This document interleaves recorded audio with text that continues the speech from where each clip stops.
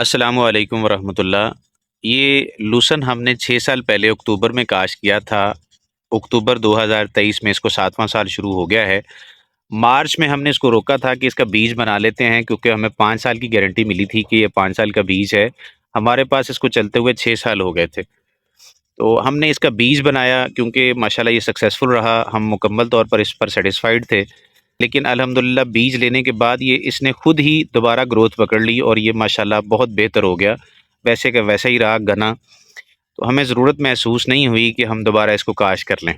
तो अल्हम्दुलिल्लाह इसका बीज भी हमारे पास मौजूद है। अगर किसी दोस्त को ज़रूरत हो तो थोड़ा दे सकते हैं, ज़्यादा नहीं, ताकि वो काश्त कर लें और उससे भी वो फ़ायदा लें। फिर दोबारा अगर वो मज़ीद उसको बढ़ाना चाहें तो उसी बीज को रोक कर अगले साल वो मज़ीद बढ़ा लें उसको।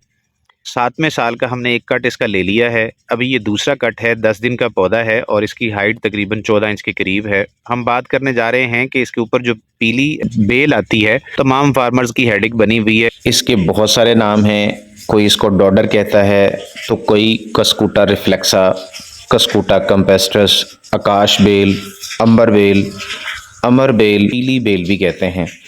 कस्कूटा रिफ्लेक्सा तो ये हरगिज़ नहीं है, क्योंकि वो दरख्तों पर होती है, साइज़ में मोटी होती है, ये बहुत बारीक होती है।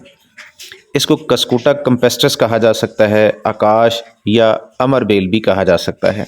हम 15 अक्टूबर से 15 नवंबर तक लूसन को काश्त करते हैं। काश्त करते वक्त इस बात को मेक श्योर किया जाए कि कस्कूटा कंपेस्ट्रस का बीज उसमें मौजूद नहीं है, लेकिन ये मुश्किल टास्क है, क्योंकि इन दोनों के बीज अल्फाल्फा और कस्कूटा कंपेस्ट्रस का जो बीज है वो बिल्कुल सेम होता है। साइज़ में हल्का फुल्का फ़र्क होता है, वज़न बराबर होता है।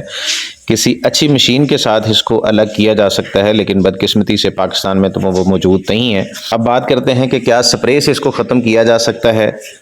एक स्प्रे है पेंडिमेथलिन, लेकिन वो सीड की जर्मिनेशन को रोकती है, चाहे वो किसी बूटी का हो, कस्कूटा कंपेस्ट्रस का हो, तो वो सीड की जर्मिनेशन को रोकती है। अगर हम लेट सपोज के जब काश्त करते हैं उस वक्त ज़मीन की तैयारी में उसको किया जाए तो वो फ़ायदेमंद साबित हो सकती है, लेकिन अगर सीड में कंपेस्ट्रस का बीज है तो हल नहीं है उसका।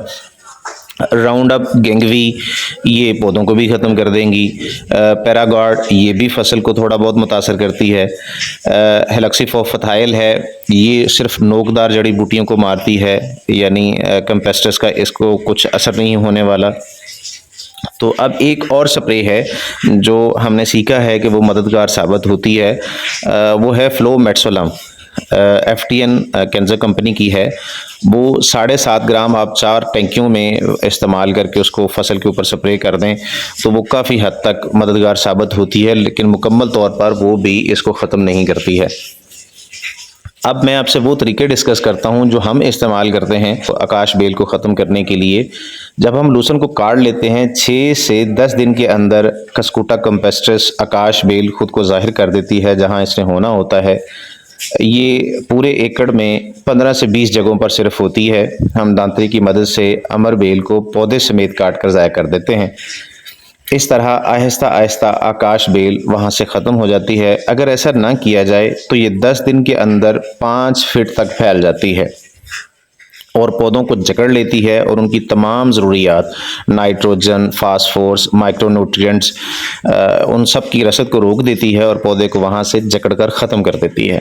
जहाँ पौधों को ख़त्म करती है, ये अपने नीचे एक और बूटी को पैदा करती है जिसकी तकरीबन 1 इंच तक मोटी लेयर होती है। वो बूटी बहुत स्पीड से फैलती है। वो लूसन तो क्या, किसी और जड़ी बूटी को भी उगने नहीं देती है। बहुत मोटी, बहुत घनी और बहुत स्पीड से फैलती है। तो हम उसको अगर ख़त्म करें ना तो इसको आकाश बेल को वहाँ से ख़त्म किया जा सकता है।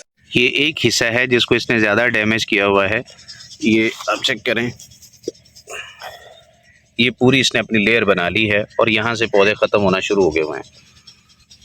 और जहाँ पे ये पौधे ख़त्म हो रहे हैं वहीं ये बूटी पैदा हो रही है और बढ़ती जा रही है। ये आप चेक करें, ये सारी बूटी जो है ये बढ़ती जा रही है। ये 1 इंच की लेयर बना लेगी, अपनी पूरी चादर बना लेगी और यहाँ पे कोई और दूसरी शय वो ग्रो नहीं कर सकती। चाहे कोई और जड़ी बूटी भी हो वो भी नहीं उग सकती। ये आप चेक करें। लेयर को उखाड़ना चाहिए।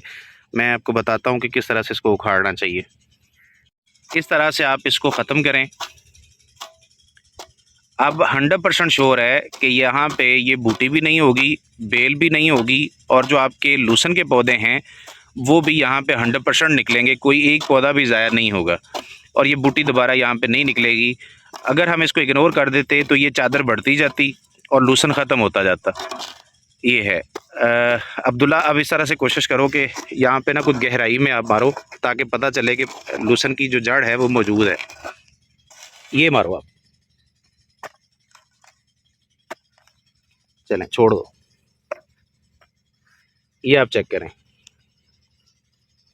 ये लूसन की जड़ मौजूद है और ये ग्रोथ पकड़ेगी और ये बहुत लंबी है, तकरीबन 2.5 से 3 फीट तक लंबी होती है ये, तो ये ख़त्म नहीं होती। बस ये जो बूटी है ये इतनी बड़ी लेयर बना लेती है कि इसको दोबारा निकलने नहीं देती। तो इस तरह से आपको चाहिए कि ये ख़त्म कर दें। अब ये जो आपके पास बूटी आपने जमा कर ली हुई है, इसको पकड़ें और कहीं ऐसी जगह पर ज़ाया कर दें जहाँ पे इसकी ज़रूरत ना हो और वो नुकसान ना पहुँचाए, आगे फैले ना। ये आप सारी वेस्ट को इस तरह से ज़ाया कर दें। अब ये देखें कि ये जो 2.5 से 3 फीट का एरिया है, इसकी सारी ये बूटी ख़त्म हो चुकी हुई है और इंशाल्लाह किसी नेक्स्ट टॉपिक पे, नेक्स्ट मौके पर मैं आपको दिखाऊंगा कि यहाँ पे पौधों ने दोबारा ग्रोथ पकड़ ली है और एक भी पौधा ज़ाया नहीं हुआ है।